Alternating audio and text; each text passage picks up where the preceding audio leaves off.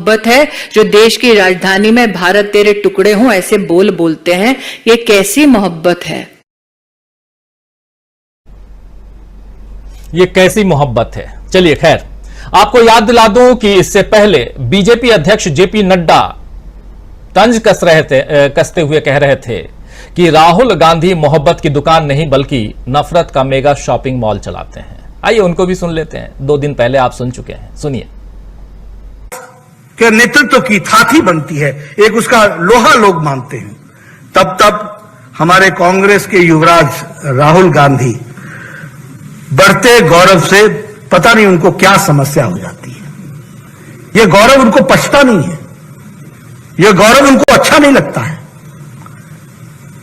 दुनिया की वैक्सीन की तारीफ कर रहे हो और दुनिया भारत की वैक्सीन लेने के लिए तैयार बैठी है। 100 देशों ने भारत की वैक्सीन ली और तुम भारत की वैक्सीन पर प्रश्न खड़े करते हो और दुनिया की वैक्सीन की प्रशंसा करते हो। अगर मैं बात करूं तो आप सर्जिकल स्ट्राइक पर प्रश्न खड़ा करते हैं। आप हिंदू मुस्लिम को डिवाइड करने की बात करते हैं और एक तरीके से विभाजन के समाज में डिवीजन हो, इस बात को आप प्रयास करते हैं। और ऊपर से आप कहते हैं कि हम मोहब्बत की दुकान चला रहे हैं। अरे आप नफरत का मेगा शॉपिंग मॉल खोल करके बैठे हैं।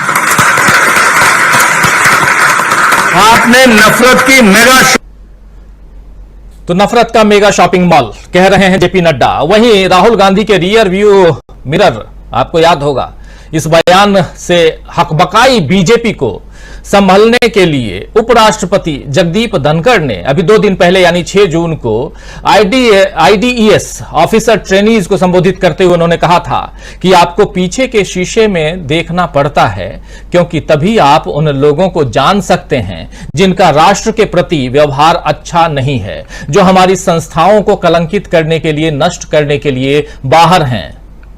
ये कह रहे हैं जगदीप धनखड़ साहब। यानी ये भी राहुल गांधी पर वार करने से, तंज कसने से नहीं चूके। खैर, बीजेपी का काम है। आप राष्ट्रपति रहें, उपराष्ट्रपति रहें, राष्ट्रपति महोदया ने तो अभी तक कुछ नहीं कहा, लेकिन उपराष्ट्रपति महोदय बार बार ऐसी टिप्पणी करते हैं जिसमें कहीं ना कहीं राजनीति की बू आती है, क्योंकि ये जो पद है, इस पद पर राजनेता नहीं बल्कि ये पद जो है वो विराजमान होता है और यह संवैधानिक पद है, सर्वोच्च पद है, राष्ट्रपति उपराष्ट्रपति। राष्ट्रपति का नाम भी इसलिए ले रहा हूं क्योंकि राष्ट्रपति महोदया जब गई थी चुनाव प्रचार के दौरान, गुजरात चुनाव प्रचार के दौरान, तो वहां पर उन्होंने देश का नमक, और उसमें भी 75% देश की जनता गुजरात का नमक खाती है, ये उन्होंने कहा था। तो वहां भी बू आ रही थी राजनीति की। खैर छोड़िए, आगे बढ़ते हैं। और ये जो रियर व्यू वाली जो बात है, इसको राहुल गांधी ने कही थी और कहा तो अमेरिका के ही यात्रा में। राहुल गांधी अमेरिका में ही हैं और इस यात्रा से बहुत सारी ऐसी बातें निकल के आई हैं जिससे बीजेपी हकबकाई हुई है, परेशान है और लगातार राहुल गांधी पर वार कर रही है। आज फिर से राहुल गांधी अमेरिका की हम चर्चा क्यों कर रहे हैं, थोड़ी देर बाद उसका खुलासा करेंगे। हालांकि आप ऊपर देख रहे होंगे 2-3 जो हम हेडलाइंस चला रहे हैं, उससे आपको थोड़ी बहुत बातें तो समझ में आ रही होंगी, लेकिन और भी विस्तार से इस पर चर्चा करेंगे। सुन लेते हैं राहुल गांधी को रियर व्यू मिरर क्या कुछ कह रहे थे, सुनिए। उनसे पूछो भैया ट्रेन एक्सीडेंट क्यों हुआ? कहेंगे भैया वो देखो कांग्रेस ने 50 साल पहले ये किया। भैया टेक्स्ट बुक्स में से आपने पीरियोडिक टेबल एवोल्यूशन क्यों निकाल दिया? भैया कांग्रेस पार्टी ने 60 साल पहले ये किया। It is immediate, there immediate response. भैया पीछे देखो। Now you think about it. All of you came here by car, using your cars. Imagine if the only thing you did was look in the rear view mirror. If 24 घंटा when you were driving the car, you looked at the rear view mirror, could you drive your car? You'd be having one accident after the other. The passenger would be saying, भैया क्या कर रहे हो, मरवा दिया आपने, right? That is the phenomena of Narendra Modi ji. He is trying to drive the car, the Indian car, and he only looks in the rear view mirror. And then he does not understand why this car is crashing, not moving forward. And it's the same idea with the BJP, with the RSS, all of them. You listen to them. You listen to their ministers. You listen to the Prime Minister. You will never find them talking about the future. They will only talk about the past. And they will always blame somebody else for the past. So, I remember a train accident when the Congress party was in power. The Congress party did not get up and say, now it is the fault of the British that the train has crashed. No, the Congress minister, I remember, said, it is my responsibility the train has crashed, I am resigning.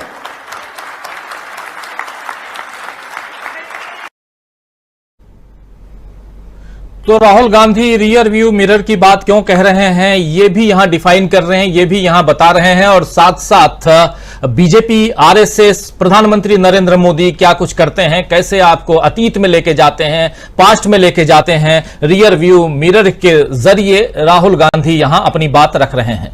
लेकिन देखिए कि तमाम BJP के नेता इसके बाद से हमलावर हो गए राहुल गांधी के ऊपर, और इतना ही नहीं, जगदीप धनखड़ जो देश के उपराष्ट्रपति हैं, राज्यसभा के सभापति हैं, वो भी चुप नहीं रह पाए, वो भी राहुल गांधी पर वार करते हुए नजर आए। देश के विदेश मंत्री तो बात कर ही रहे हैं, वार कर ही रहे हैं राहुल गांधी पे। तो तमाम बीजेपी के नेताओं के बयानों से जाहिर हो रहा है दोस्तों कि बीजेपी पर कांग्रेस के एक एक नेता की अमेरिका यात्रा का गहरा असर पड़ रहा है, और खासकर राहुल गांधी का। कायदे से तो इस वक्त बीजेपी को पीएम मोदी की ही होने वाली यात्रा पर ध्यान लगाना चाहिए, मगर अभी उल्टा ही हो रहा है।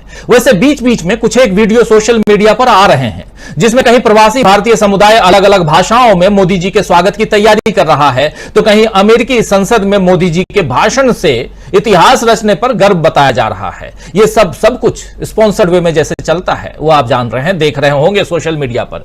बीजेपी के लोग इस बात से खुश थे कि व्हाइट हाउस ने 2 दिन पहले भारत के लोकतंत्र को वाइब्रेंट यानी जीवंत बताया था, मगर अब बीजेपी के लिए एक बड़ी अड़चन सामने आ गई है।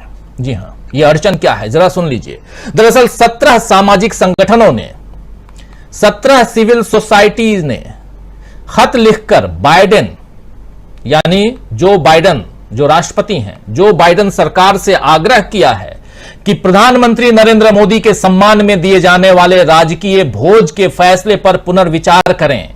इन 17 सिविल सोसाइटीज के लोगों ने जो चिट्ठी लिखी है उनमें से प्रमुख नाम, कुछ लोगों के नाम जो हैं वो आपके सामने हम रखते हैं। हालांकि ये चिट्ठी आप राइट साइड में देख रहे हैं, स्क्रॉल कर रहे हैं हम, और इसमें आखिर में वो सारे नाम हैं, लेकिन कुछ नाम आपके सामने रख रहा हूं जिसमें है Indian American Muslim council, Hindus for human rights, world without genocide, फिर international society for peace and justice, global Christian relief and international commission for Dalit rights.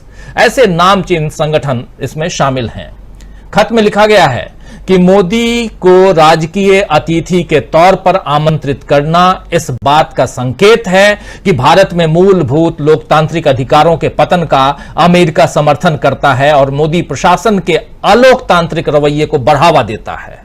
यह खत बता रहा है कि इस बार अमेरिका में मोदी जी की यात्रा में केवल मोदी मोदी नहीं गूंजने वाला है दोस्तों, बल्कि मोदी जी को उन सवालों से रूबरू भी होना पड़ेगा जिनके जवाब देश में देने से वे बचते रहे हैं।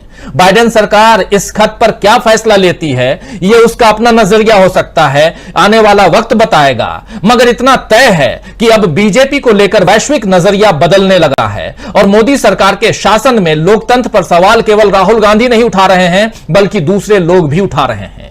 सवाल यह भी है कि क्या बीजेपी नेता दूसरे आलोचकों की भी वैसी ही आलोचना करेंगे जैसे राहुल गांधी की कर रहे हैं। वैसे बीजेपी के लिए झटके वाली बात एक और है, एक और खबर है झटके के लिए, और वो खबर आई है अमेरिका के दौरे पर गए राहुल गांधी की व्हाइट हाउस में दक्षिण एशिया के लिए सहायक विदेश मंत्री डोनाल्ड लू समेत कई विचारकों और थिंक टैंक के लोगों से मुलाकात। जी हां, सही सुन रहे हैं आप, व्हाइट हाउस में राहुल गांधी की एंट्री, और वो भी सीक्रेट एंट्री, सीक्रेट मीटिंग क्या कुछ कहती है। तहलका मचा हुआ हिंदुस्तान में, बवाल मचा दिया है राहुल गांधी ने। हालांकि इसका ब्यौरा सामने नहीं आया है, मगर खबर ऐसी ही है और इस खबर को लेकर भी आज प्रेस कॉन्फ्रेंस में सवाल पूछे गए। देश के विदेश मंत्री से जवाब नहीं दे पाए। बहुत हो गया राहुल गांधी पे, अब छोड़िए इसको, कह के वो आगे निकल गए। मगर यह संदेश तो बाहर आ ही गया है दोस्तों कि व्हाइट हाउस ने भारत के विपक्षी नेता के लिए अपने दरवाजे खुले रखे। क्या यह 2024 में किसी नई संभावना या बदलाव के लिए दरवाजे खोलने का संकेत है? अब तो 23 जून को पटना की बैठक में राहुल और खड़गे ये दोनों शामिल हो रहे हैं, उनकी खबर आ गई है, पक्की खबर है। यानी बीजेपी को भीतर और बाहर हर तरफ से घेरने की तैयारी हो गई है। क्या बीजेपी इस घेराबंदी को तोड़ पाएगी? सवाल बहुत हैं। आइए अब इसका जवाब ढूंढने की कोशिश करते हैं।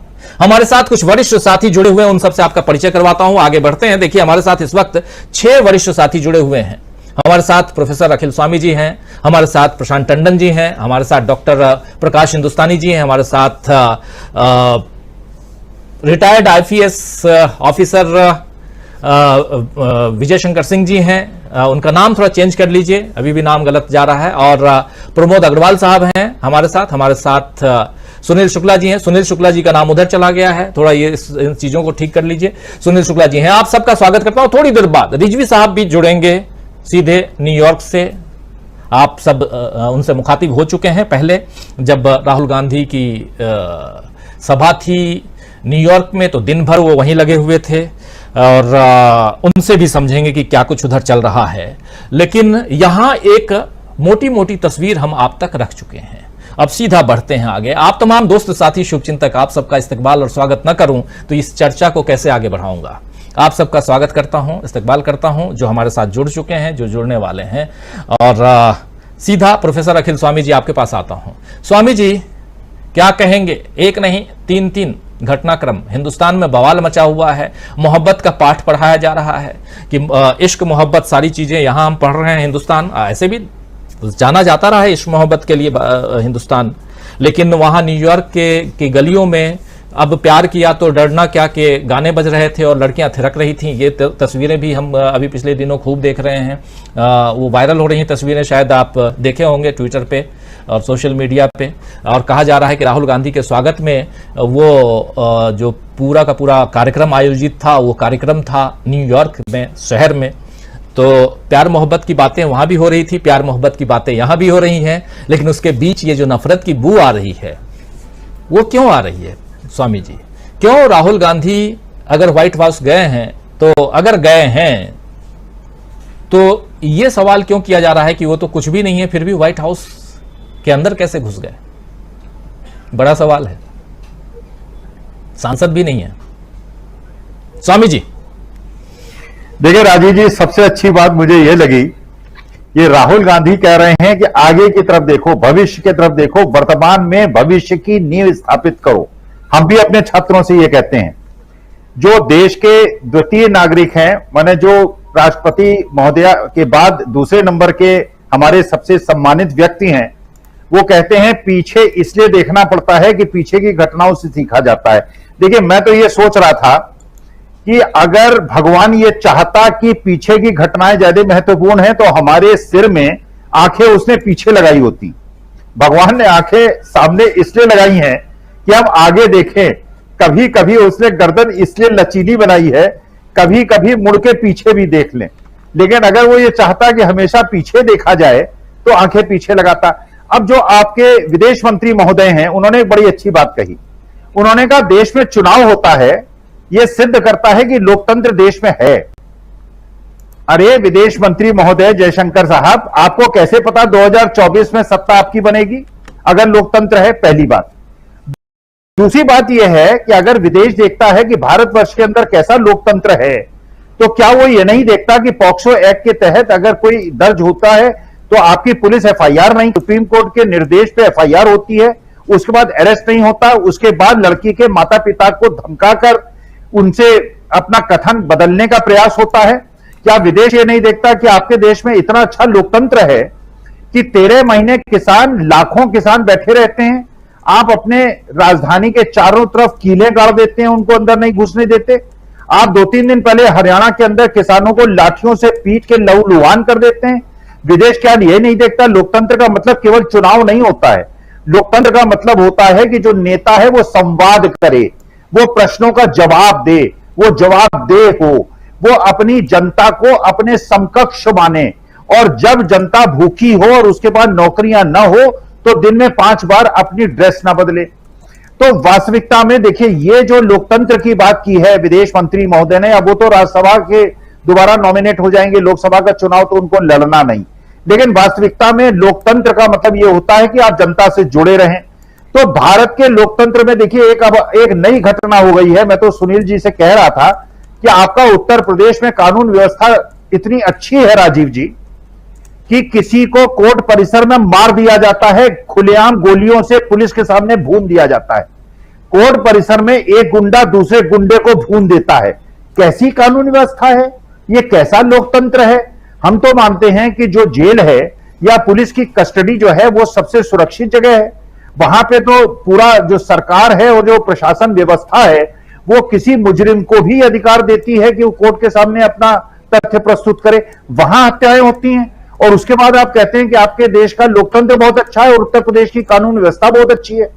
आज जिस प्रकार से लखनऊ के पास एक लड़की का बलात्कार हुआ है और उसको विभत्स रूप से मारा गया है, रोज इस प्रकार की घटनाएं घट रही हैं। तो आप ये बताएं, इस लोकतंत्र का मतलब क्या है? लोकतंत्र का मतलब ये होता है क्या कि एक मंत्री का बेटा जीप से किसानों को कुचल देता है और उसके बाद क्या पॉक्सो एक्ट में आसाराम और राम रहीम को तुरंत जेल हो जाती है? और आपके क्योंकि एक मेंबर ऑफ पार्लियामेंट है, तो क्या लोकतंत्र में ऐसा होता है कि उनको कोई इम्यूनिटी मिली हुई है कि उनको नहीं किया जाएगा जब तक? और सबसे पहले जेल किस लिए भेजा जाता है? सिंह साहब बैठे हैं, वो बताएंगे।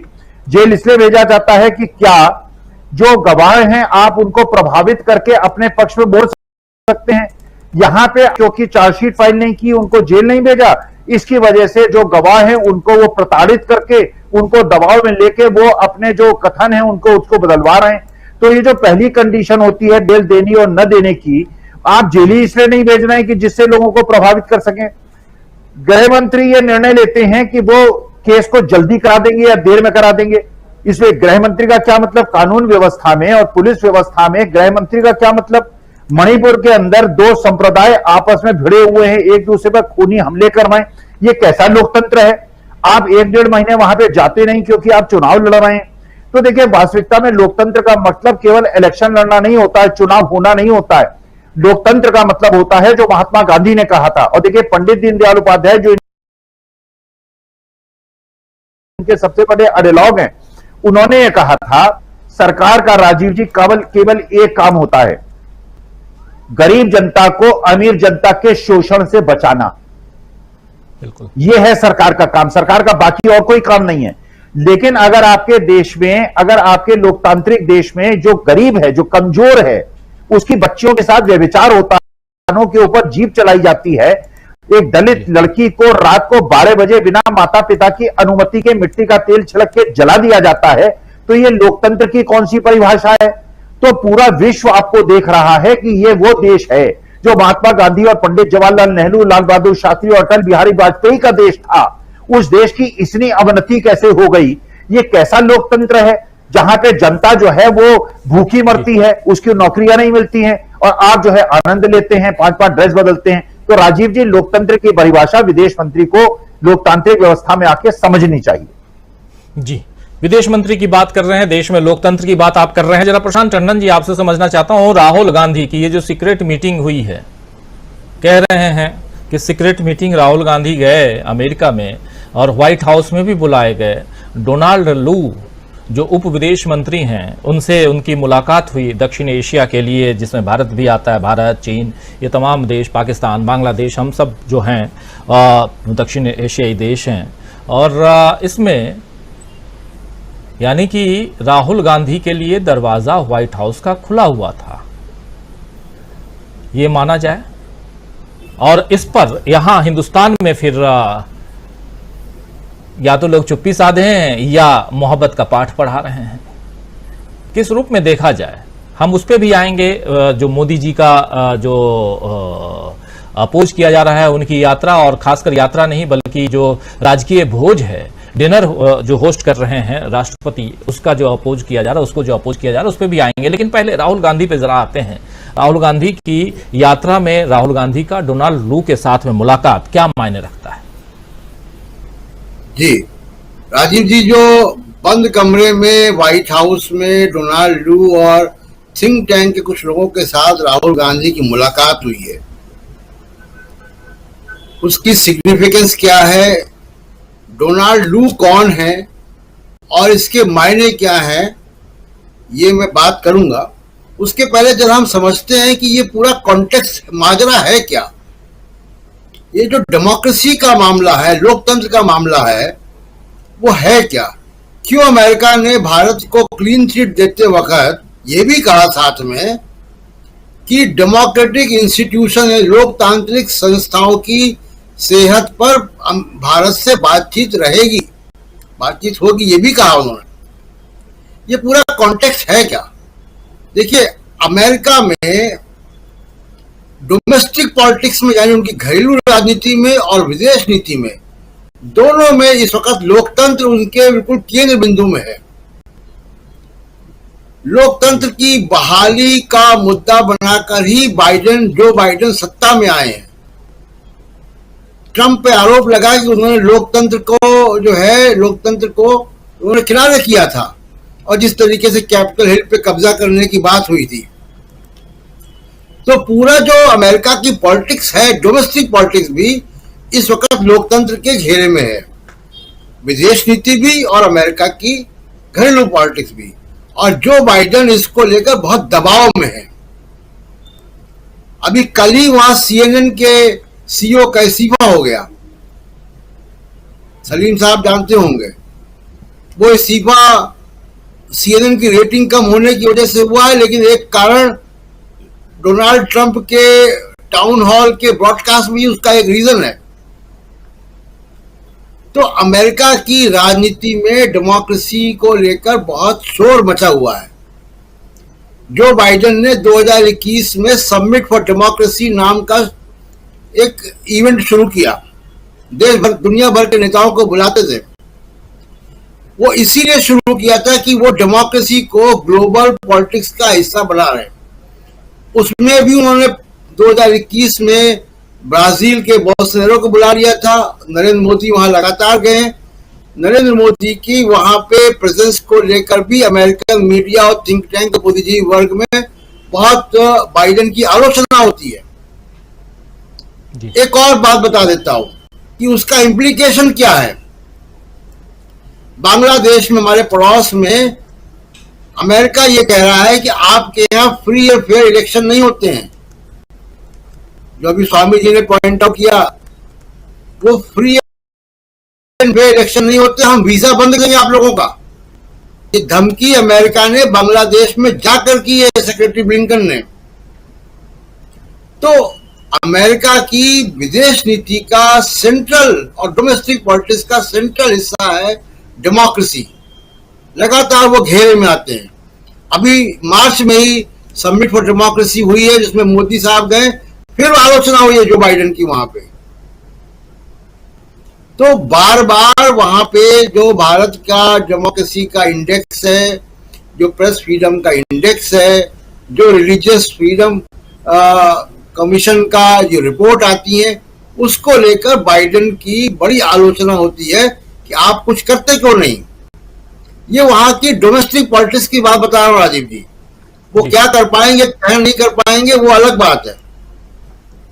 अब डोनाल्ड लू को मुझसे ज्यादा तो सलीम रिजवी साहब जानते हैं, क्योंकि सलीम रिजवी साहब, जी बिल्कुल, सलीम रिजवी साहब हमारे साथ जुड़ गए हैं। जरा उनके पास ही चलते हैं प्रशांत जी, और फिर डोनाल्ड लू को इन्होंने सलीम रिजवी साहब, आपका स्वागत करता हूं। आप सीधे न्यूयॉर्क से हमारे साथ जुड़े हुए हैं। डोनाल्ड लू को अभी हम दिखा भी रहे थे, और उनका इंटरव्यू अभी कुछ दिनों पहले आपने किया था। आपकी अनुमति होगी तो थोड़ा सा उसका पार्ट हम दिखा देंगे इस चर्चा के दौरान। और लेकिन दूसरी बात यहां महत्वपूर्ण है कि यहां खूब चर्चा है कि राहुल गांधी की मुलाकात व्हाइट हाउस में एक सीक्रेट मीटिंग हुई है, और चूंकि ये खबरों में है, इसलिए यहां चर्चा करना कोई गुनाह नहीं है। कई लोग लिख रहे हैं, एक दो साथी, की आप सीक्रेट मीटिंग मत किया कीजिए। अब खबर है तो क्या ना करें?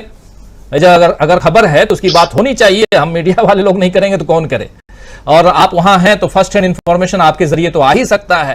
तो एक बात तो डोनाल्ड लू और यानी कि व्हाइट हाउस में राहुल गांधी की मुलाकात, ये जो शख्स दिखाई दे रहे हैं बीच में उनके साथ, इनका नाम डोनाल्ड लू है। ये सहायक उप विदेश मंत्री हैं अमेरिका के, और दक्षिण एशिया इनका हिस्सा है, मतलब जिधर ये देखते हैं, जिसके जो इनकी जिम्मेदारी है, और काफी विवादों में भी रहे हैं। लेकिन दूसरी बात इसके साथ और भी है, जिस पर अगले उसमें हम आपके पास आएंगे, चर्चा करेंगे, वो है रिजवी साहब कि प्रधानमंत्री नरेंद्र मोदी जो होस्ट कर रहे हैं डिनर, राजकीय भोज, प्रधान नरेंद्र मोदी के सम्मान में जो बाइडेन जो कर रहे हैं, होस्ट कर रहे हैं, राष्ट्रपति जो बाइडेन, उनको न बुलाया जाए, डिनर न दें, ये कहा जा रहा है। और एक नहीं 17 यानी 17 सिविल सोसाइटीज ने चिट्ठी लिखी, वो भी आप देख चुके होंगे। 17 चिट्ठी, और ये चिट्ठी सामने है, बिल्कुल हमारे आपके बीच में ये चिट्ठी चल रही है। 17 सिविल सोसाइटीज ने चिट्ठी लिखी थी। इस चिट्ठी का मजमून इन लोगों ने तैयार कर लिया था 26 मई को, लेकिन जारी इसे किया है आज। और किन किन लोगों ने साइन किया है वो लिस्ट बीच में चल रही है, और बड़ी लिस्ट है। 26 मई को चिट्ठी तैयार की गई, लेकिन इसको आज जारी किया, सार्वजनिक किया गया, पब्लिक किया गया। इस पर आएंगे, लेकिन इससे पहले राहुल गांधी की सीक्रेट मीटिंग हुई है क्या, यहीं से शुरुआत करते हैं। राजीव जी, सैम पित्रोड़ा को आपने शायद एक वक्त में सुना हो, उन्होंने एक इंटरव्यू में ये कहा था, और ये चर्चा भी थी यहां पर, कि राहुल गांधी का जो दौरा है, जितना कि वो मीटिंग्स वगैरह सामने आ रही हैं, उसके 4 गुना मीटिंग्स जो है, मतलब 5 में से 1 जो इवेंट्स है, मीटिंग्स है, वो सामने आ रही हैं पब्लिक में। तो उससे ये खासा अंदाजा लग गया था कि यहाँ पर व्यापक पैमाने पे इनकी मीटिंग्स हो रही हैं, बड़ी अहम मीटिंग्स हो रही हैं। लेकिन जाहिर है कि वो कांग्रेस बेहतर जानती है क्यों उसको इस तरह से रखा गया, मतलब पब्लिक नहीं किया गया। तो उसी में से लगता है कि ये ऐसी थिंक टैंक की और डोनाल्ड लू साहब की मीटिंग है। लेकिन इसके अलावा भी अगर आप इंस्टीट्यूट की मीटिंग देखें तो वो सामने तो आई, लेकिन उसका वीडियो नहीं जारी किया गया, जहां करीब वहां जितने भी लोग थे उनसे ये कहा गया, कुछ लोगों से मेरी बात हुई जो शामिल थे, तो उन्होंने ये कहा कि भाई इसको बताने की जरूरत नहीं है, ये भी ना बताएं कि कौन कौन वहां मौजूद था। तो इस तरह की चीज है। उनका ये कहना था कि भाई इससे थोड़ा एक फ्रैंक डिस्कशन होगा, और ये जरूरत नहीं है कि हम इसको वीडियो या इस तरह की ऑडियो पब्लिक करें। लेकिन ये जरूर है कि जो ओपन मीटिंग्स भी हुई हैं, उनमें चाहे हडसन इंस्टीट्यूट हो, कांग्रेशनल कैपिटल हिल पे जो मीटिंग हो, और इस तरह की और जो मीटिंग्स हुई है, उसमें कांग्रेशनल स्टाफ भी आए हैं, थिंक टैंक के लोग आए हैं। जाहिर है कि जो पॉलिसी पर असर डालते हैं यहाँ अमेरिका के थिंक टैंक के मेंबर्स, तो वो उनको बाकायदा व्हाइट हाउस और जितने भी ऑफिसर्स हैं यूएस एडमिनिस्ट्रेशन के, वो कंसल्ट करते हैं, और उनकी खासी उसमें से होती है। तो ये तो एक एस्पेक्ट है ही है। कांग्रेशनल स्टाफ आप जानते हैं कि वो अपने जो कांग्रेसमैन हैं और सेनेटर्स हैं उनको पूरा इन्फॉर्म करता है, पूरी डिटेल। यहाँ हर कांग्रेसमैन सेनेटर्स के पास पूरा स्टाफ होता है उनका, और वो अलग अलग इश्यूज पे बड़े स्पेशलाइज्ड होते हैं वो लोग। तो वो सारी चीजें जाहिर है कि राहुल गांधी से फर्स्ट 1-on-1 मीटिंग्स हुई उन लोगों की, और एक ग्रुप सेटिंग्स में भी हुई हैं। तो वो सारी चीजें जाहिर है कि वो दिखाती है कि बाकायदा पूरी तरह इन्फॉर्म्ड है। और ये खबर अगर सही है कि डोनाल्ड लू साहब ने भी उस तरह की एक सेटिंग में मुलाकात की है राहुल गांधी से, तो ये कोई अचंभे की बात नहीं है। डोनाल्ड लू साहब साउथ एशिया देखते हैं, और उनका ये मैं पहले भी कह चुका हूं कि एडमिनिस्ट्रेशन, यहाँ पे कोई भी एडमिनिस्ट्रेशन हो, तो वो सिर्फ एक ट्रैक पे नहीं चलता है कि जो मौजूदा सरकार है सिर्फ उसी से आप राब्ते में हैं और बस बाकी कुछ नहीं। वो बड़ी अलग अलग ट्रैक्स पे उनके ऑपोजिशन जो मेन मेंबर्स होते हैं उनके साथ राब्ते होते हैं, उनसे वो बाकायदा सब चीजें मिलके ये पता लगाते रहते हैं क्या हो रहा है। उसके अलावा जो वहां पर इनका हमला होता है किसी भी मुल्क में, अब इंडिया में आप दिल्ली कह लें, तो पूरा डिप्लोमेटिक स्टाफ इनको केबल के जरिए सारी चीजें बेबाक तरीके से, वो गोदी मीडिया की रिपोर्टिंग नहीं भेजता, वो सारी चीजें खोल के एडमिनिस्ट्रेशन को भेजता। विकीलीक्स आप जानते हैं कि जिस तरह से उन्होंने डेटा लीक किया था, तो वो चीज सामने भी है, लोग जानते हैं। ये जो एक एस्पेक्ट है कि साउथ एशिया का एक जो चीफ है वो देख रहा, मिल रहा है, फेस है गांधी साहब, तो इसमें कोई अचंभा नहीं होना चाहिए। और लगता यही है कि भाई जाहिर है कि वो टटल भाई किस हद तक ये पॉपुलर है और ये उनसे भी टच में रहे, इनका क्या है वगैरह सारी चीजें जानने करते, तो कोई हैरत की बात जी जी जी बिल्कुल। आता हूं दोबारा आपके पास। इसमें कोई हैरत की बात नहीं है अगर मुलाकात हुई भी है, और साउथ एशिया का पार्ट जो देखते हैं, साउथ एशिया के जो प्रभारी हैं डोनाल्ड लू के साथ में अगर मुलाकात हुई है, और भी थिंक टैंक या हो सकता है कि और भी अधिकारी और वहां के सरकार के जो प्रमुख अंग रहे हों, उन लोगों से मुलाकात अगर राहुल गांधी की हुई है तो इसमें क्या बुराई है? मीटिंग सीक्रेट हो या मीटिंग पब्लिक हो, लेकिन एक बड़ा चेहरा, वो सांसद है या नहीं है, लेकिन पूर्व अध्यक्ष अपनी पार्टी का है, और उस हैसियत से तो वो, और सबसे बड़ी बात है कि एक से है राहुल गांधी की। आना चाहता हूं डॉक्टर प्रकाश हिंदुस्तानी जी, जो बातें यहां चल रही हैं इस पर आपकी टिप्पणी। राजीव जी, सबसे पहली बात तो जयशंकर जी से शुरू करना चाहता हूं। जयशंकर जी में मुझे लगता है कि देवकांत बरुआ की आत्मा का प्रवेश हो गया पिछले दिन। जो देवकांत बरुआ कहा करते थे कि Indira is India and India is Indira, लगभग वैसी ही बातें अब जयशंकर जी कहने लगे, जो कहने की उन्हें जरूरत नहीं थी। वे विदेश में थे, वहां उन्होंने एक बार कहा था जाऊंगा तब जवाब दूंगा इन सब बातों का। तो डिप्लोमेसी में इन सब बातों का जवाब देने की जरूरत नहीं, खुद भी इतने बड़े डिप्लोमेट रह चुके हैं, लेकिन अब उन्होंने चापलूसी की तमाम सीमाएं पार कर दी।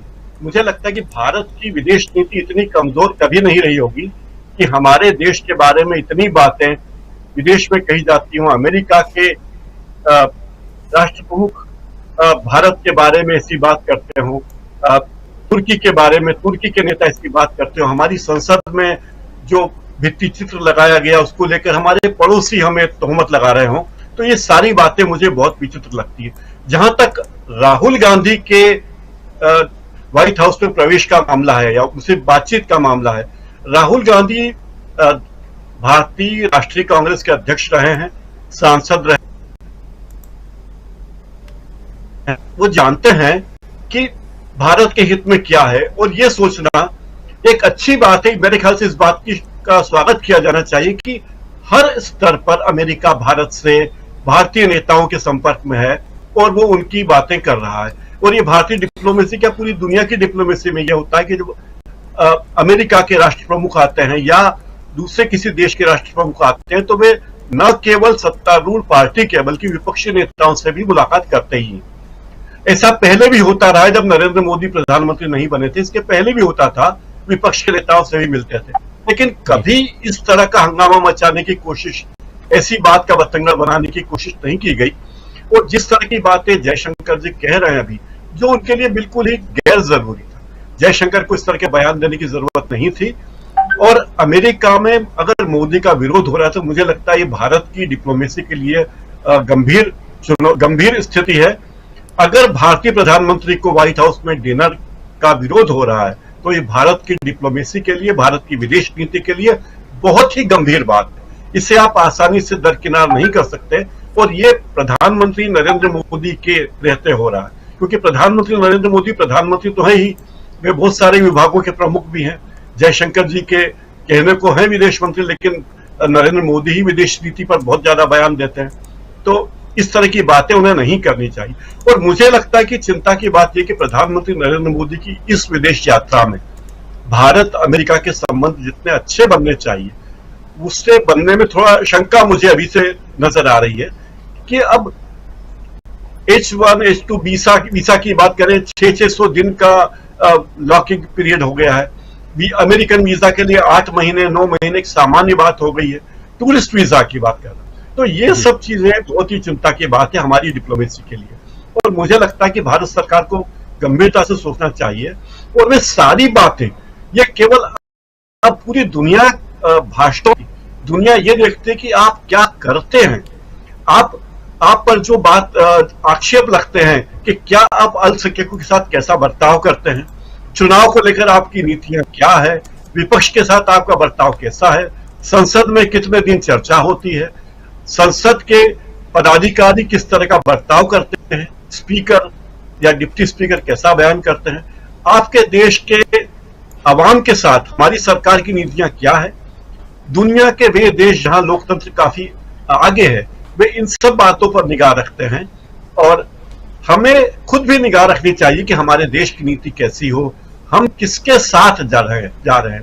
हमारी विदेश नीति में अगर खामी, पहली बार नरेंद्र मोदी जी के प्रधानमंत्री बनने के बाद हमारी विदेश नीति में इतने ज्यादा बदलाव हुए हैं जो दूसरे लोगों के प्रधानमंत्री रहते नहीं हुए थे, चाहे देवेगौड़ा हो, चंद्रशेखर हो या कोई भी प्रधानमंत्री रहा हो। ये इतने बदलाव कभी नहीं हुए कि हमने पूरा ढर्रा ही बदल दिया। फिलिस्तीन का मामला देखिए, पड़ोसी देशों का मामला देखिए, सार्क देशों को तबाह करने का मामला देखिए, इन सब बातों पर अगर आप चर्चा करेंगे तो पाएंगे कि हमारी विदेश नीति बिल्कुल बदलाव के कगार पर है और बदलाव के साथ ही साथ बहुत नीचे की ओर, we are going to south, ये कहा जा सकता है कि हम नीचे की ओर जा रहे हैं, जो हमें नहीं जाना चाहिए।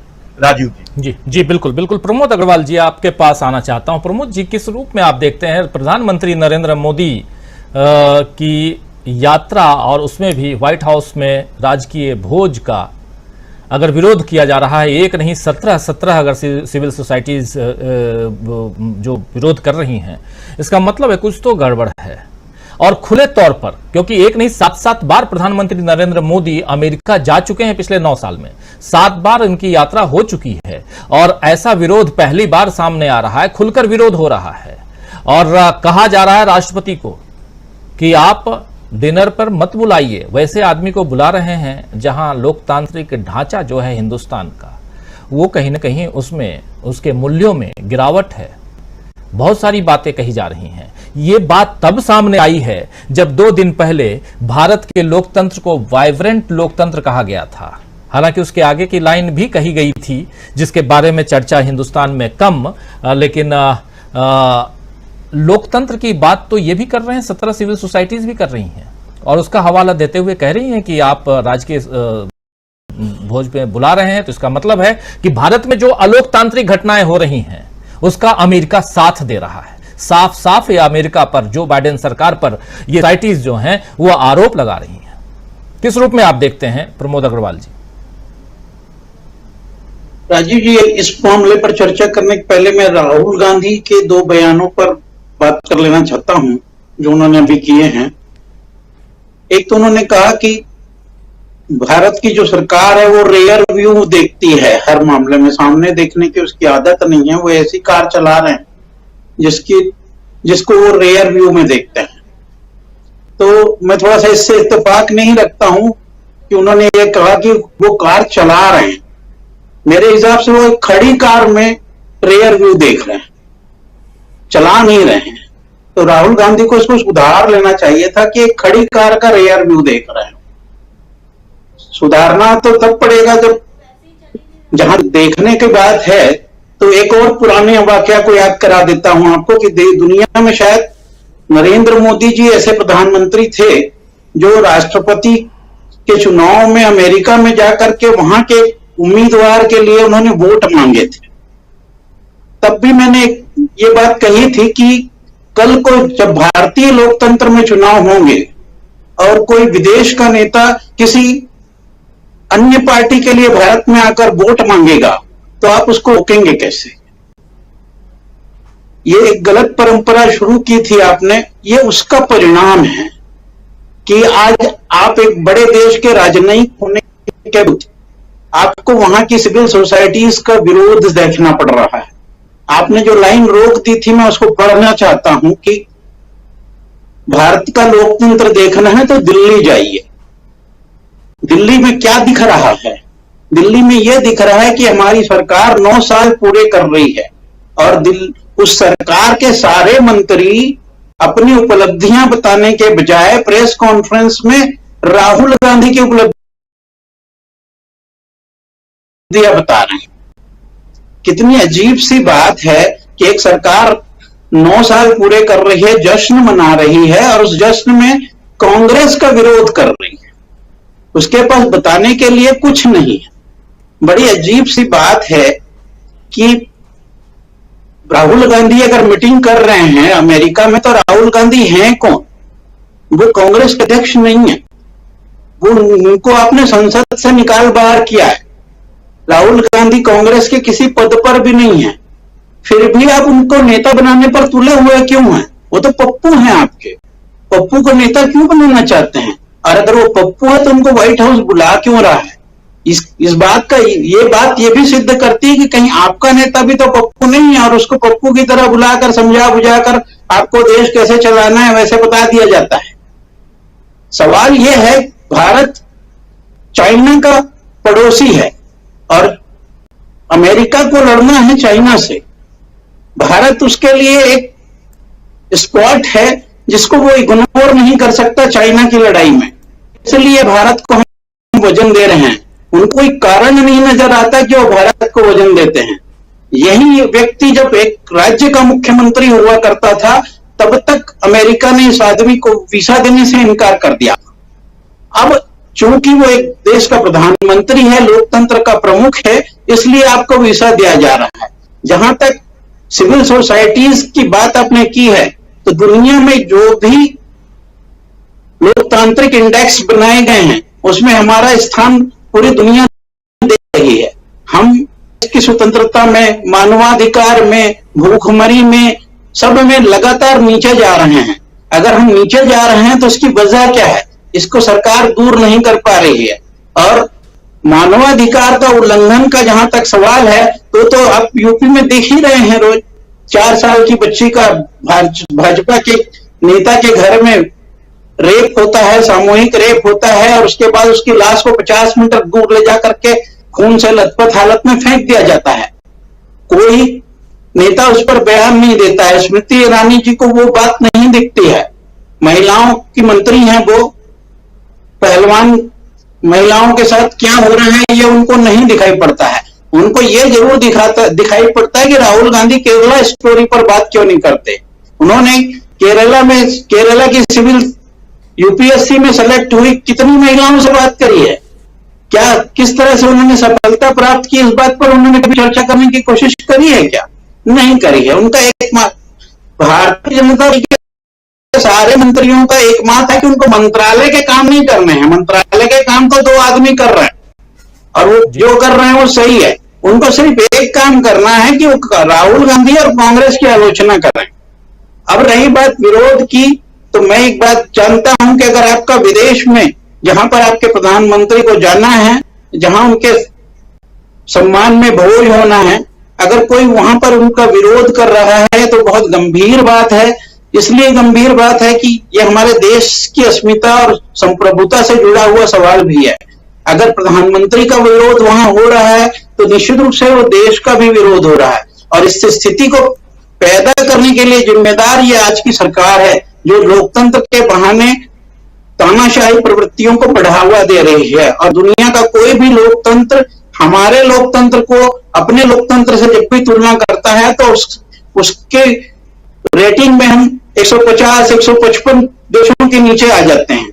इसलिए विरोध हो रहा है क्योंकि मानव दुनिया का सबसे बड़ा और सबसे सम्मानित जीव है और उसकी रक्षा अगर हम नहीं कर पा रहे हैं तो व्यक्ति को वोट देना या सम्मानित करना किसी भी लोकतंत्र के लिए अच्छी बात नहीं है।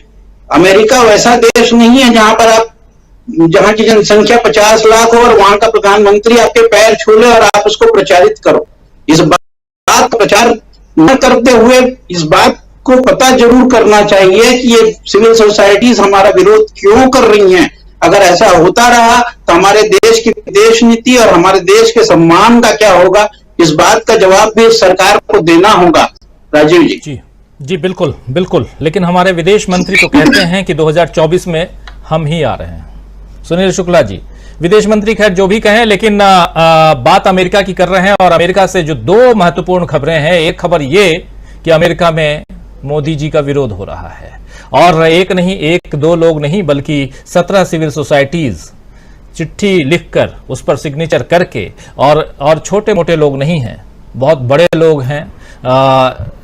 इस बात को अभी सेकंड राउंड में आऊंगा तो रिजवी साहब और अच्छी तरह से बताएंगे कि कौन लोग हैं ये लोग, और वो विरोध कर रहे हैं। दूसरी बात ये कि राहुल गांधी की मुलाकात, सीक्रेट मीटिंग, जो भी मीटिंग कह लें, बात तो बाहर आ गई है तो कौन सी सीक्रेट है, लेकिन हाँ बातें क्या क्या हुई हैं ये अभी पता नहीं है। बात जरूर हुई होगी भारत के को लेकर के, भारत अमेरिका संबंधों को लेकर के बहुत सारी चीजें, हो सकता है कि कुछ जानकारी अगर हो रिजवी साहब के पास तो वो बताएंगे।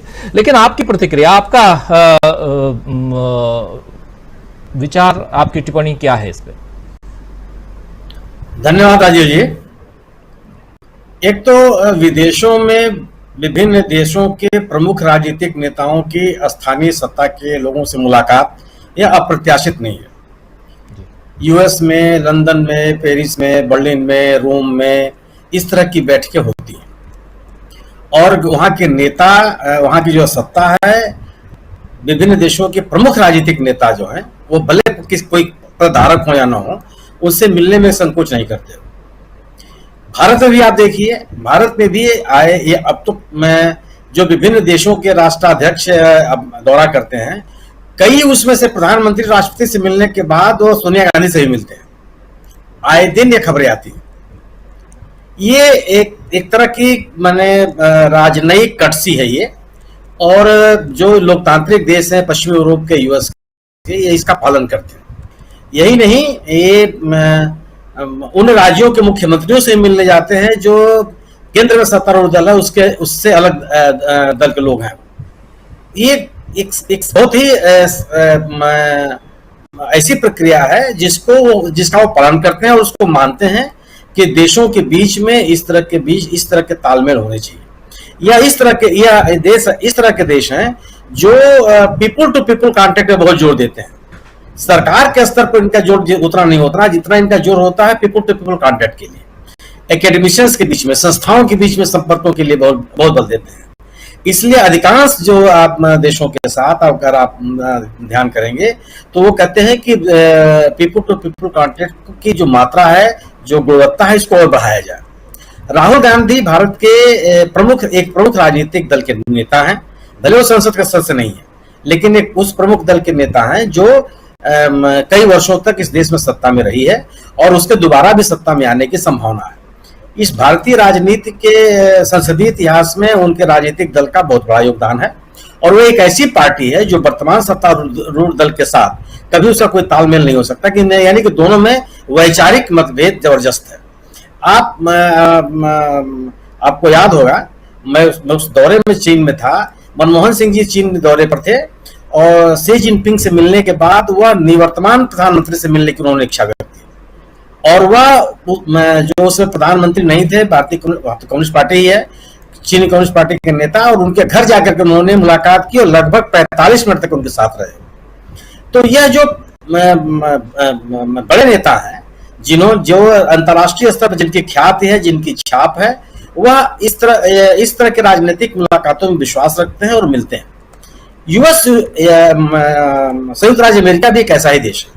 संयुक्त राज्य अमेरिका अपने उन लोकतांत्रिक देशों के विभिन्न नेताओं से संपर्क रखने में कोई गुरेज नहीं करता जिनको वो मानता है कि जहां पर लोकतांत्रिक मूल्यों का पालन हो रहा है या जहां के प्रमुख राज्य नेताओं के साथ उनके संपर्क होने चाहिए। हालांकि अगर आप याद कीजिए तो यही डोनाल्ड लू साहब हैं जिनके ऊपर पाकिस्तान के प्रधानमंत्री साहब ने आरोप लगाया था कि उनका तख्ता पलट भी नहीं की भूमिका है। इनके ऊपर बड़े गंभीर आरोप उन्होंने लगाए थे। खैर, ये तो राजनीतिक गतिविधियां चलती रहती हैं। यह जो मुलाकात है वह इस बात का परिचय है भारतीय संदर्भों में कि भारतीय राजनीति में और अंतर्राष्ट्रीय स्तर पर राहुल गांधी एक प्रमुख नेता, इनकी आप अवहेलना नहीं कर सकते। दूसरी चीज कि राहुल गांधी ने विदेशों में, यूएस में जाकर के जो सवाल पैदा किए हैं वो सवाल महत्वपूर्ण है। उन सवालों का जवाब भारत सरकार को देना ही होगा। व्यक्ति महत्वपूर्ण नहीं है। और आप देखिए एक दो वक्तव्यों को छोड़ करके उन्होंने मोदी जी को छोड़ करके मोदी जी पर उतने हमले नहीं किए जितना सरकार के कामकाज पे हमले किए। जयशंकर जी बहुत विद्वान आदमी हैं, उनके ऊपर टिप्पणी करने का अधिकार मुझको नहीं है। बहुत विद्वान पिता के पुत्र भी हैं, वो बहुत लंबा उनका राजनयिक अनुभव है। लेकिन अगर उनके जैसा व्यक्ति यह बताता है कि चुनाव करा देना ही लोकतंत्र का अस्तित्व मान लिया जाए तो थोड़ा मुझे लगता है कि ये बड़ी छोटी बात कही उन्होंने। उनके जैसे व्यक्ति से इस तरह के उत्तर की उम्मीद नहीं की जाती। चुनाव तो पुतिन साहब भी कराते हैं साहब। पुतिन साहब चुनाव से लड़ करके आए हैं। उनका ऐसा नहीं है कि उन्होंने किसी ने नॉमिनेट कर दिया, 5 लोग बैठे उनको नॉमिनेट कर दिया। वो कहते हैं कि जनमत से हम जीत करके आए हैं। शी जिनपिंग साहब को जो सत्ता मिली हुई है और लंबे समय तक के उनको दोबारा सत्ता मिल गई, उनको भी लोगों ने वहां की पार्टी में बैठ करके सौंपा है। तो आप मान लीजिए कि वहां भी वही स्थिति जो लोकतंत्र की, क्योंकि चुनाव वहां भी हो रहा है। लोकतंत्र हुआ है कि आपके लोकतांत्रिक संस्थाएं कितने विधि सम्मत तरीके से काम कर रही हैं, आपकी सरकार जनता के इच्छाओं के अनुरूप कितना काम करती है, आपके जो संवैधानिक पदधारक हैं उनको काम करने का कितना अधिकार प्राप्त है, जो संवैधानिक विभाजन है विभिन्न वर्गों में, विभिन्न संस्थाओं में, उनका आदर कितना आप करते हैं, असहमति को कितना आप स्थान देते हैं, आलोचना को कितना सुनने का आप मादा रखते हैं।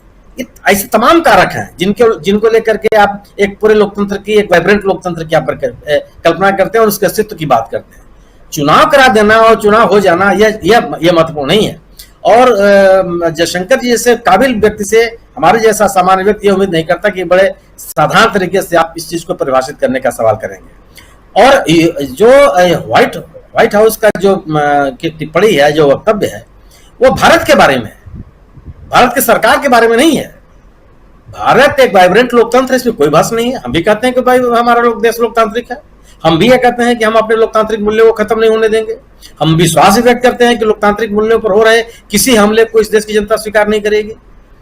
लेकिन सवाल है कि जो लोकतंत्र हमारा बना हुआ है, जिस लोग हमको चिंता क्यों होने लगती है कि दायित्वों के निर्वहन के लिए हमारे पास संविधान है, और आप कहते हैं कि हमारे में दायित्व बोध बना रहे, उसके लिए हम सिंगुल लाएंगे, तब चिंता होती है।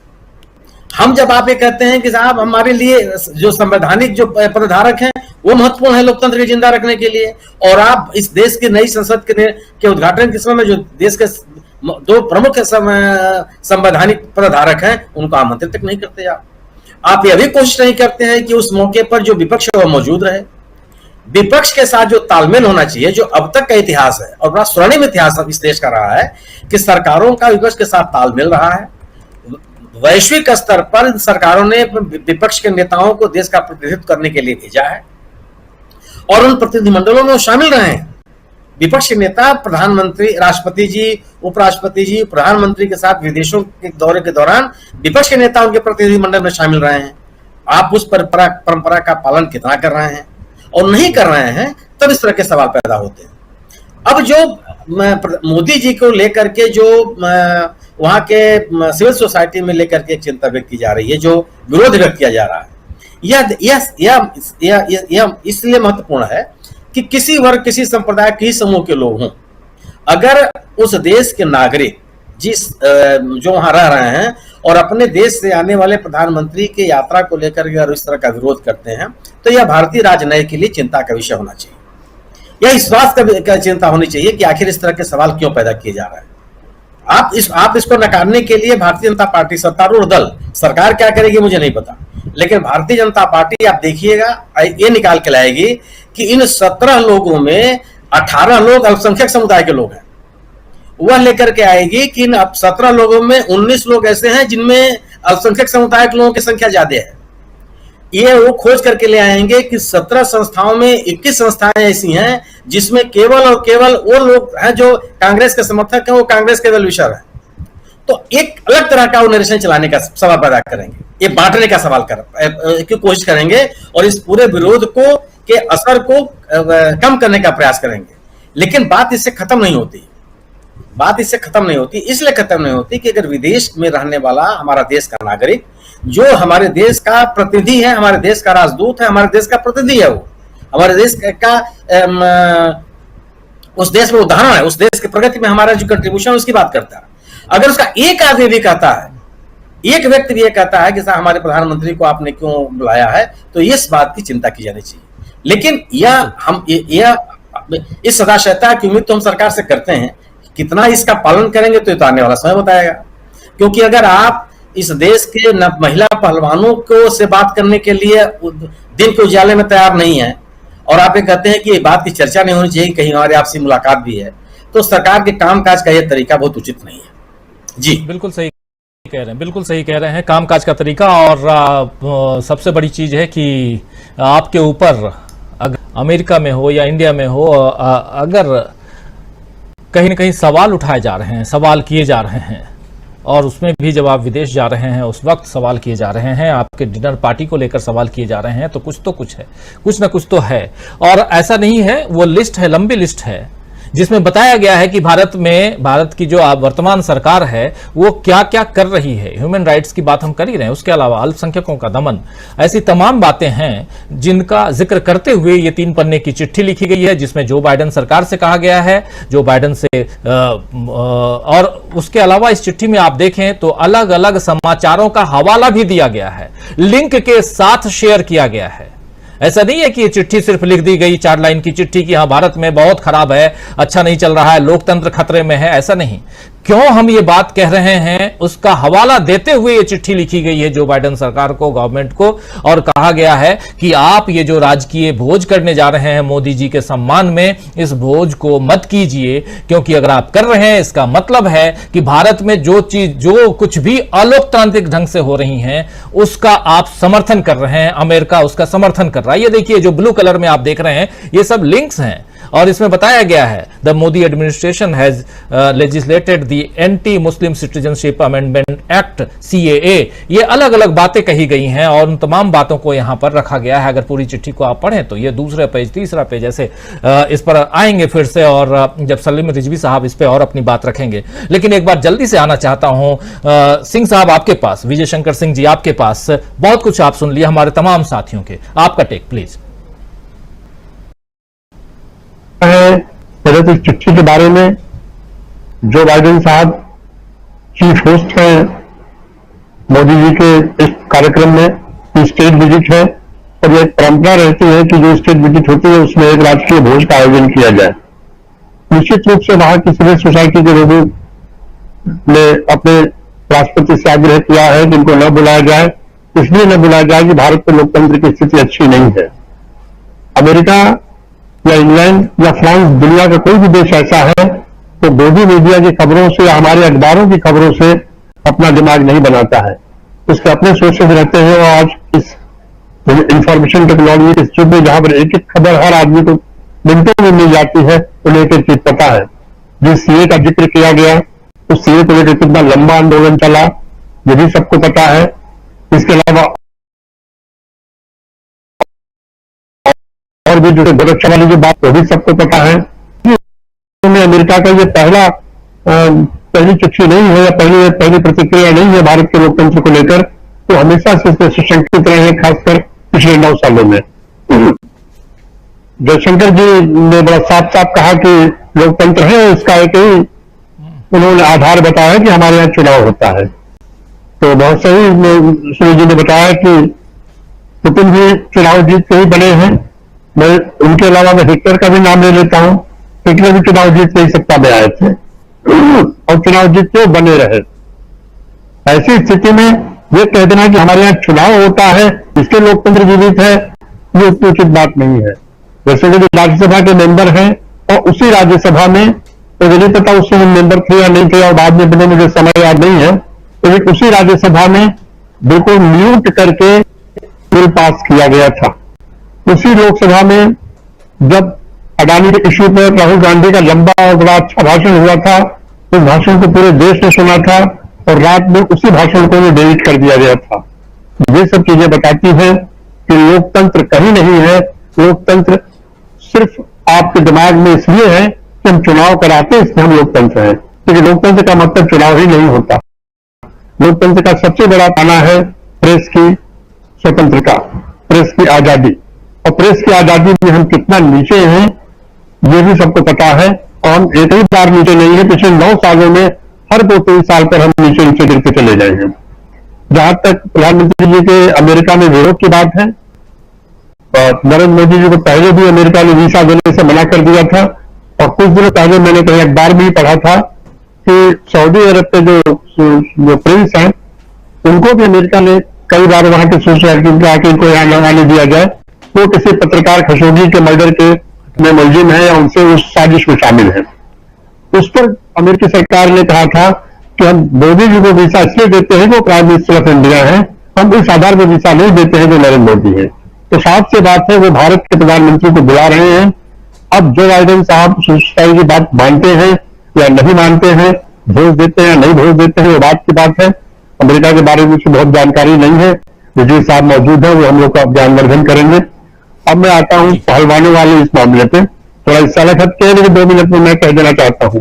ये जो खबर आ रही है कि जिसने मुकदमा लिखाया था उस नाबालिग बच्ची ने, जो पहलवान है, उसने वो मुकदमा वापस ले लिया है। मैं कह रहा हूं कि अगर जनवरी से ये बात चल रही है, जनवरी से बात आंदोलन की में चल रही है, पहले शुरू में कमेटी बनी, फिर मुकदमा दर्ज हुआ और इसके बाद अभी नहीं हुआ। अगर जनवरी से जून आ गया, 6 महीने तक यौन शोषण के मामले में जिसकी जानकारी प्रधानमंत्री को खुद दी गई है, उसमें अगर कोई कार्रवाई नहीं हो रही है, तब ये मुकदमा वापस लिया जा रहा है या बयान वापस लिया जा रहा है या बयान बदला जा रहा है, तो ये निश्चित रूप से सिस्टम के मुंह पर तमाचा है और सिस्टम के प्रति घोर अविश्वास है। सबसे बड़ी साख अगर किसी तो दिल्ली पुलिस की गिरी है, उससे सोचना होगा कल के दिन अगर मैं जाऊं और कहूं कि आप इस लायक नहीं कि आप मेरे मुकदमे की तफ्तीश करें, क्योंकि आप में हिम्मत नहीं है कि आप मिलजुल को पकड़ सके, तो जाहिर है कि मैं फिर उन रास्तों को अपनाऊंगा जो कानून से अलग हटके रास्ते होते हैं, बिल्कुल अलग रास्ते होते हैं। जैसे माफिया के साथ चला जाऊं तो गुंडे के साथ चला जाऊं, या मैं कानून खुद अपने हाथ में ले लूं। तो इस स्थिति पर जो भाजपा के मित्र मेरे जश्न मना रहे हैं कि कुछ नहीं था, मुकदमा वापस हो गया, ये सच कहिए कि ये सिस्टम के लिए, सरकार के लिए डूब मरने की बात है। बस्ती में भी घटना हुई है, बड़ी दुखद घटना हुई है, और भी घटनाएं हुई। मैं कभी कभी मजाक में भी कहता हूं, कभी सही भी कहता हूं कि यौन शोषण के जितने मामले हैं, उस मामले में भारतीय जनता पार्टी का हमेशा सॉफ्ट कार्नर रहता है, उनके लोगों का हमेशा सॉफ्ट कार्नर रहता है। चाहे आसाराम का मामला ले लीजिए, चाहे राम रहीम का मामला ले लीजिए, बराबर पेरोल मिलती रही है, चिन्मया मिल का मामला ले लीजिए, कुलदीप सेंगर का मामला ले लीजिए, कठुआ गैंग रेप का मामला ले लीजिए, और अब ये मामला है। ये कुछ उनकी वैचारिकी बाई डिफॉल्ट है या उनकी रणनीति है, क्या है ये नहीं पता, लेकिन ये चीजें हैं और सबके सामने हैं। अब रहा सवाल ये कहने का, ये लोकतंत्र को बचेगा कैसे? लोकतंत्र इसलिए बचेगा कि लोकतंत्र सिर्फ आंदोलन से बचेगा, जो बात सामने आने से बचेगा। और राहुल गांधी को लेकर भारतीय जनता पार्टी जो आप है वो इससे परेशान है कि उन्होंने अरबों रुपया सिर्फ इससे खर्च किए कि इन्हें पप्पू के नाम से इन्हें बिल्कुल एक मानसिक विकलांग के रूप कहकर या मानसिक रूप से बीमार कहकर प्रचारित किया गया, ताकि ये दुनिया में इसी रूप में रहे। आज सब सच हो रहा है, सब कुछ सामने आ रहा है। ऐसी स्थिति में उनकी बौखलाहट है। अगर राहुल गांधी अगर एक बयान हल्का सा भी देते हैं, हल्की मजाक में भी कुछ कह दे, तो निश्चित रूप से ये 3 दिन तक टीवी पर आएंगे और टीवी पर बोलेंगे। तो चाहे जेपी नड्डा हो, चाहे इश्क मोहब्बत की बात करने वाली स्मृति ईरानी जी हो, जो अमेठी में बराबर बोलती रहती है, या और कोई नेता हो, रविशंकर प्रसाद हो, उनके पास तो कोई एजेंडा नहीं है सिवाय इसके, तो यही करेंगे। अब ये निश्चित है कि क्योंकि सरकार का काम करने वाले 2 ही मंत्री हैं, 2 ही लोग कर रहे हैं, बाकी लोग अपना राहुल विरोध में रहे हैं। लेकिन देश की स्थिति अब बदल चुकी है। राहुल गांधी को जिस तरीके से अमेरिका में अच्छा रिस्पांस मिला है, जिस शानदार तरीके से उन्होंने चाहे प्रेस कॉन्फ्रेंस हो, चाहे यूनिवर्सिटी में हो, चाहे सिविल सोसाइटी के बीच में हो, चाहे जहां भी उनको मौका मिला अपनी बात कही, धड़ल्ले से कही और एक्सटेम्पोर कही, वो बहुत ही उनके लिए भी अच्छी बात है। हम लोग के लिए खुशी की बात है कि एक विकल्प के रूप में एक अच्छा विकल्प तैयार हो रहा है। लोकतंत्र में कभी विकल्प की कमी नहीं होती है, दुनिया विकल्पहीन नहीं है, दुनिया में सदैव विकल्प रहता है, बस ये है कि वक्त होता है तो निकल आता है। राष्ट्रवाद सीक्रेट मीटिंग का मुझे उसके बारे में बहुत जानकारी नहीं है, मैंने आप ही के यहाँ देखा है। अब मैं चाहूंगा रिजवी साहब से आप पूछिए इस मीटिंग क्या है, उसका क्या असर होगा। बिल्कुल मेरा बस यही कहना है। बिल्कुल सिंह साहब, रिजवी साहब के पास ही आना चाहता हूं और उनसे समझते हैं, लेकिन एक बात जो आप यहाँ कह रहे थे पहलवानों की, उसमें जोड़ दूं, क्योंकि बहुत सारी खबरें पहलवानों को लेकर के गलत फैलाई जा रही है मीडिया के जरिए, और जिसमें शायद ये खबर भी आ रही है कि जो नाबालिग लड़की ने जो एफआईआर दर्ज कराई है उसने वापस ले ली है। इस खबर को लेकर भी कहा जा रहा है कि ये गलत है, ये अफवाह है। अब कितनी सच्चाई है पता नहीं, ये तो दिल्ली पुलिस वाले बताएंगे, लेकिन और आपको शायद ज्यादा पता हो, इस बात की जानकारी हो, लेकिन ये है कि कभी बताया गया कि पहलवानों ने, लड़कियों ने अपने अब धरना प्रदर्शन न करने का, आंदोलन न करने का जी सिंह साहब लेने के बाद ये खबर आ रही है कि उसने 164 में जो पहले बयान दिया था वो दोबारा बयान बदल दिया है। इतना आसान भी नहीं है, आप बार बार बयान बदलने तो फिर मजिस्ट्रेट पूछेगा कि पहले ये कहा गया तो अब ये क्यों कहा गया। बाद में उसके पिता का बयान आज हम पर बहुत दबाव है, तो साथ साथ बता देता है कि जबरदस्ती ऐसी स्थिति पैदा की जा रही है कि आप बयान ही न दो, आप पीछे हटो, हम बचाना चाहते हैं। मैं यही तो कहना ये भी कहना चाहूंगा कि पहलवानों के आंदोलन को लेकर गृहमंत्री की लंबी बातचीत करने 2 दिन मीटिंग चली, क्या उन्होंने 3 महीनों में एक बार भी पुलिस कमिश्नर को फोन करके कहा कि ये क्या तमाशा, इस पर कार्रवाई क्यों नहीं हो रही है। एक टेलीफोन तक जाने के 24 घंटे के अंदर मुलजिम गिरफ्तार होता है और उसमें कार्रवाई आगे हो जाती। लेकिन ये है कि एक इशारा ही जब नहीं है, यह हो सकता है यही इशारा हो, तुम चुप रहो, कुछ नहीं करना, जो भी इशारा होता है कि आप इसमें भी कुछ मत करिए, हम देख रहे हैं। तो हम अपने स्तर से अपना बहाना बनाते रहते हैं, बयान देते रहते हैं, टरकाते रहते हैं। जी, आपसे बेहतर और कौन समझ सकता है। सिंह साहब बिल्कुल सही कह रहे हैं। आना चाहता हूं रिजवी साहब आपके पास। बहुत कुछ हम यहाँ दिल्ली में, इंडिया में बैठ करके अमेरिका की बात कर रहे हैं और आप वहां अमेरिका में हैं। एक जो इंपॉर्टेंट खबर, एक खबर के बारे में तो हम बात कर ही रहे थे, डोनाल्ड लू के साथ साथ कई अन्य अधिकारियों के साथ में राहुल गांधी की सीक्रेट मीटिंग। लेकिन दूसरी बात, जो 17 सिविल सोसाइटीज ने जो चिट्ठी लिखी है, इस पर क्या कुछ चल रहा है अमेरिका में, ये आपसे जानना चाहूंगा। और साथ साथ इसमें जो लोग हैं, जिन लोगों ने चिट्ठी लिखी है, आप तो देख ही गए हैं, लेकिन फिर भी थोड़ा नाम रख देना चाहता हूं, जिसमें Indian American Muslim congress, Hindus for human rights है, world without genocide, international society for peace and justice, global Christian relief and international commission for Dalit rights. ऐसे लोग हैं जिन्होंने ये चिट्ठी लिखी है प्रधानमंत्री नरेंद्र मोदी को राजकीय सम्मान में भोज पर आमंत्रित न करें, ये कहते हुए जो बाइडेन को। क्या कुछ इस पर प्रतिक्रिया है, कोई प्रतिक्रिया बाइडेन गवर्नमेंट की तरफ से भी, सरकार की तरफ से भी है क्या वहां के लोकल जो खासकर जो डायस्पोरा है उसमें भी कुछ है, या ओवरऑल राहुल गांधी पर जो यहां हिंदुस्तान में जो हमला किया जा रहा है 9 साल के जश्न के साथ, उस पर क्या कुछ है रिजवी साहब? देखिए, यहाँ पे जाहिर है कि ये मोदी जी की बड़ी अहम विजिट है और अमेरिका इंडिया को बहुत अहम पार्टनर समझता है, स्ट्रेटेजिक पार्टनर, जिसको कि बहुत जरूरत है इस वक्त अमेरिका को चीन को कंटेन करने में और भी ग्लोबल इश्यूज के लिए। तो ये एक स्टेट विजिट है, जैसा सिंह साहब कह रहे थे कि स्टेट विजिट में सारी चीजें होती हैं। वो जब आएंगे, विमान से उतरेंगे, तो एक अलग तरह का वेलकम होगा उनका मोदी साहब का बहैसियत प्राइम मिनिस्टर ऑफ इंडिया। और फिर उसके बाद जब वो बाकायदा मुलाकात होगी और वो सब साउथ लॉन में लोग जमा होंगे और वहां पर जाहिर है कि 21 गन सैल्यूट होगा, 21 गन सैल्यूट भी दिया जाएगा। और फिर उसी का पार्ट होता है कि भाई आप स्टेट डिनर पे उनको होस्ट करते हैं, जो प्रेसिडेंट यूएस के होते हैं। तो ये उसी का पार्ट है।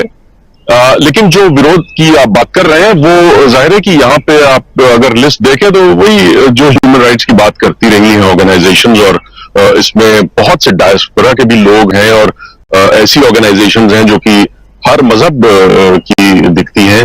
तो जाहिर है कि ये उन लोगों का जो कमिटमेंट है, human rights, democracy, freedom of speech, ये इन लोगों के लिए ये नहीं है कि भाई बस उठे और उन्होंने कहना शुरू कर दिया।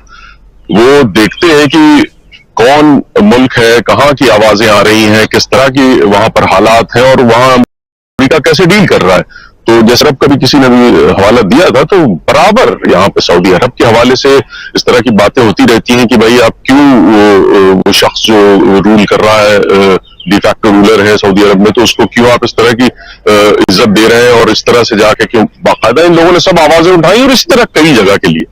तो ये जाहिर है कि इंडिया के लिए एक बड़ी अजीब गरीब सी बात है कि इंडिया की प्राइम मिनिस्टर को के आने के वक्त इस तरह का विरोध हो रहा है, जो कि उनकी बड़ी वैलिड रीजंस हैं, जो वो बाकायदा जो विरोध कर रहे हैं वो कोट करते हैं, जैसे आपने दिखाया भी लिस्ट में। और उन्होंने जाहिर स्टेट डिपार्टमेंट की रिपोर्ट हो या US commission on international religious freedom की रिपोर्ट हो, जो कि पिछले कई वर्षों से आ रही है, उसमें बड़ी डिटेल में ये सारी बातें होती हैं, किस तरह डेमोक्रेटिक इंस्टीट्यूशंस कमजोर हो रहे हैं और किस तरह वहां पर फ्रीडम ऑफ स्पीच का हाल है, किस तरह प्रेस फ्रीडम का हाल है, कैसे माइनॉरिटीज और दलित्स और दूसरे गिरोह जो हैं, ग्रुप्स हैं, उन पे कैसे हमले हो रहे हैं, कैसे ट्रीट किया जा रहा है। तो ये सारी चीजें सबके सामने हैं। स्टेट डिपार्टमेंट खुद ये डिटेल में रिपोर्ट दे चुका है।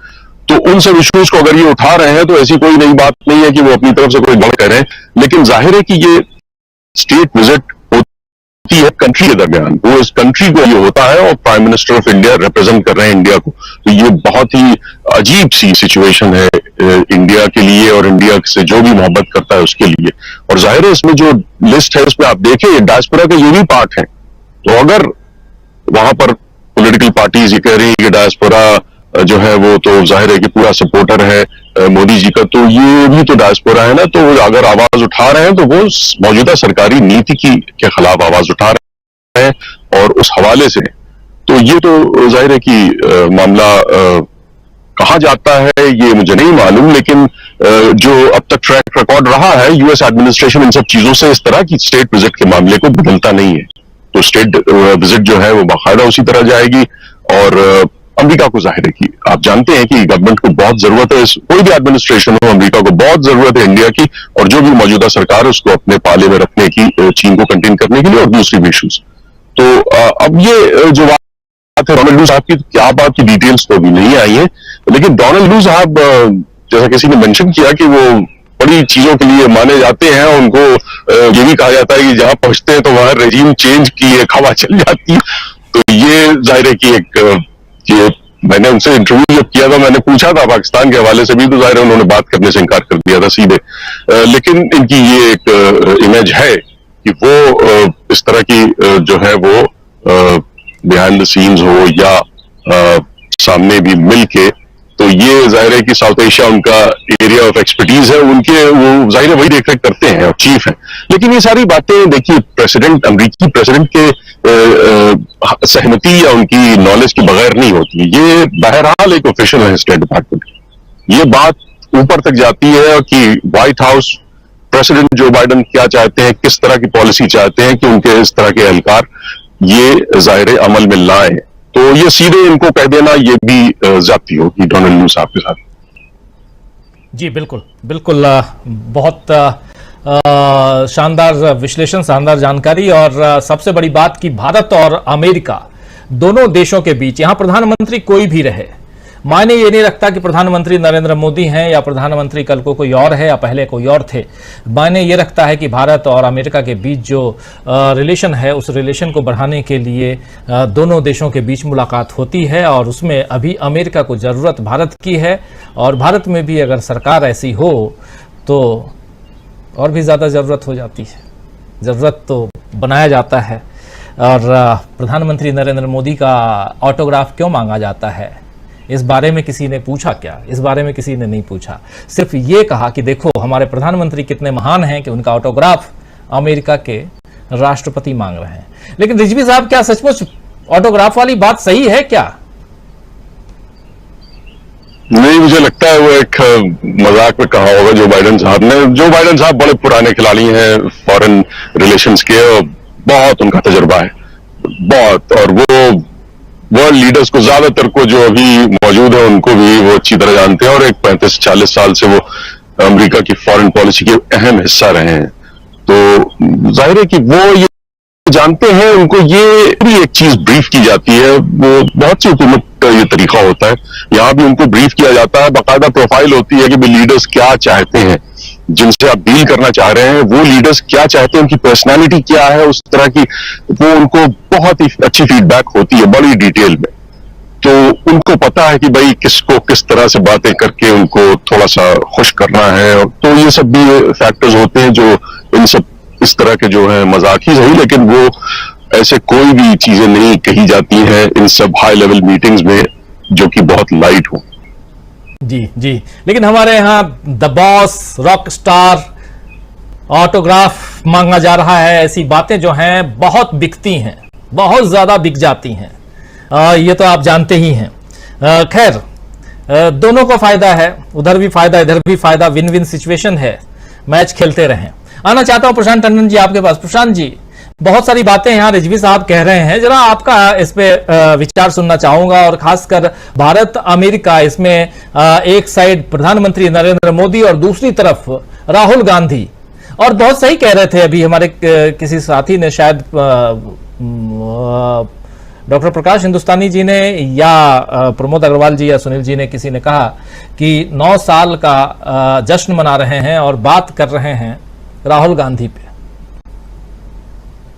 जी आप यही देखिए ना राजीव जी की कैबिनेट लगा हुआ है राहुल गांधी को केस के लिए प्रेस कॉन्फ्रेंस करने में, जो व्यक्ति मेंबर ऑफ पार्लियामेंट भी नहीं है, और हमारे आप जैसे ब्लू कलर के पासपोर्ट पे वो अमेरिका गया हुआ। लेकिन देखिए डोनाल्ड लू के पे मैं आता हूँ। डोनाल्ड लू बहुत दिलचस्प कैरेक्टर हैं। कुछ तो सलीम साहब ने बताया, सुनील जी ने भी कहा कि इमरान खान ने उनके ऊपर आरोप लगाया कि वो तख्ता पलट में जिम्मेदार थे पाकिस्तान में। डोनाल्ड लू भारत को बहुत अच्छे तरीके से जानते हैं। 2008 में जब मुंबई हमला हुआ था तो वो भारत में ही थे और कॉन्सुलेट जनरल थे। तो भारत की राजनीति को, इस रीजन की डिप्लोमेसी को बहुत अच्छी तरीके से वो समझते हैं। तो और बहुत विश्वास है जो बाइडेन के। तो जो कुछ हो रहा, जो सिविल सोसाइटी 17 सिविल सोसाइटी के मेंबर्स वहां गए और चिट्ठी लिखी, जाहिर सी बात है कि उस पर जो बाइडेन मान नहीं लेंगे उनकी बात, लेकिन उन्होंने कान में चली गई, वो सिस्टम में वहां के चली गई। दूसरी बात यह है कि देखिए राजीव जी, जो वहां का डायस्पोरा है अब वो भी 2 हिस्सों में बटा हुआ है। और एक तरफ तो बिजनेसमैन और पैसे वाले लोग हैं, जो व्यापारी वर्ग के लोग हैं अमेरिका में, या बिजनेस कर रहे हैं या कुछ छोटी मोटी नौकरियां कर रहे हैं, वो सब है मोदी जी के साथ। कोई प्रोफेसर, कोई थिंक टैंक का व्यक्ति के पास ना ये वक्त है, ना वो कभी करेगा कि मैनहट्टन में किराए का बुलडोजर लाके बुलडोजर की परेड निकाल दे मोदी और योगी का फोटो लगा के। तो ये जो डायस्पोरा के लोग हैं जिन्होंने चिट्ठी लिखी है, कौन लोग हैं? ये वो लोग हैं जो कि कंसल्टेशंस में जाते हैं। ये वो लोग हैं जो रिलीजियस फ्रीडम कमीशन की बैठकों में जाते हैं। ये वो लोग हैं जो सीनेट और कांग्रेस कमेटियों की बैठक में जाते हैं, तमाम थिंक टैंक एक्टिविटीज में पार्टिसिपेट करते हैं। और डायस्पोरा का दूसरा हिस्सा थिंक टैंक और प्रोफेसर और पत्रकार, ये सारे लोग हैं जो इस खेमे के साथ हैं, यानी जो राहुल गांधी के साथ हैं। तो उनका अमेरिकन एस्टेब्लिशमेंट के अंदर उनकी आवाज बड़ी आवाज है जी। और अमेरिका क्योंकि डेमोक्रेटिक कंट्री है, क्योंकि वहां इंस्टीट्यूशन बहुत स्ट्रांग है, तो वहां पे ये सब बातें सुनी जाती है। राहुल गांधी वॉशिंगटन पोस्ट भी गए थे, वहां भी लोगों से मुलाकात हुई है। तो मैंने तस्वीरें देखी है वॉशिंगटन पोस्ट की कुछ आप वहां पे। तो राहुल गांधी वो वहां पे उन लोगों से मिल रहे हैं जिनकी आवाज बड़ी है। और अगर अमेरिका का कोई रोल ना हो या अमेरिका का कोई भूमिका ना हो, कम से कम इतनी तो है कि आपका ग्लोबल परसेप्शन बनता है। अमेरिका कैसे डील कर रहा है राहुल गांधी से, ये मैसेज पूरे दुनिया के कॉर्पोरेट को जा रहा है, ये मैसेज पूरे दुनिया के डिप्लोमेट्स को जा रहा है। तो इसलिए इस लिहाज से जो जरूरी है, क्यों मोदी जी जा रहे हैं चुनाव के पहले वहां पे? चुनाव के पहले की विजिट क्यों हो रही है? इसी वजह से हो रही है कि उनको भी अपना परसेप्शन बनाना है वहां पे। तो परसेप्शन की लड़ाई विदेशों में भी हो रही है और अमेरिका उसका एक बड़ा ठिकाना है। जी बिल्कुल। लेकिन ये जो पूरा मामला है, जो ये जो थिंक टैंक के लोग हैं, जो लोग जिन्होंने चिट्ठी लिखी जो बाइडेन को, ये इम्पोर्टेंट लोग हैं जिनकी आवाज दूर तक जाती है और इसका निश्चित तौर पर प्रभाव होगा राजीव जी। निश्चित तौर पर प्रभाव होगा। भले जैसा रिजवी साहब कह रहे हैं कि जो कार्यक्रम है तयशुदा कार्यक्रम जो पहले से तय हो जाता है वो कार्यक्रम तो होगा, और बट ऑब्वियस है कि डिनर भी होगा, साथ में डिनर करेंगे और राष्ट्राध्यक्ष टू राष्ट्राध्यक्ष ये होता ही है। लेकिन एक बात निकली है जो दूर तक पहुंच चुकी है, इसको आप वापस नहीं कर सकते। और बात यह है कि प्रधानमंत्री नरेंद्र मोदी को लेकर के, भारत को लेकर के अमेरिका में 17 सिविल सोसाइटीज ने जो चिट्ठी, ओपन लेटर जो लिखा है वो भारत के लोकतंत्र के लिहाज से ठीक नहीं है। ये बात अंडरलाइन है और इस बात को हमेशा याद रखा जाएगा कि एक विरोध यहां भी हुआ था, वो भी डिनर को लेकर के अमेरिका में हुआ था, प्रधानमंत्री नरेंद्र मोदी का। उस अमेरिका में, जिस अमेरिका ने कभी प्रधानमंत्री नरेंद्र मोदी जो तत्कालीन मुख्यमंत्री थे उनको वीजा देने से मना कर दिया था। ये विरोध प्रधानमंत्री होते हुए, और मुझे याद नहीं आ रहा है कि इनसे पहले किसी प्रधानमंत्री के नाम पर ऐसा कि उनको डिनर में मत बुलाइए। आप लोगों को अगर याद हो तो आप लोग बता सकते हैं, लेकिन मुझे ध्यान नहीं आ रहा है कि किसी का विरोध हुआ हो कि नहीं, डिनर पार्टी उनके सम्मान में नहीं होना चाहिए। चलिए इस कार्यक्रम को समाप्त करें जल्दी जल्दी। आप लोगों से गुजारिश है कि बस थोड़ा जल्दी जल्दी अपनी बात रखें, समय खत्म हो चुका है और बाद में आप लोग ही कहेंगे बहुत लंबा बैठा देते हो, तो इसलिए भी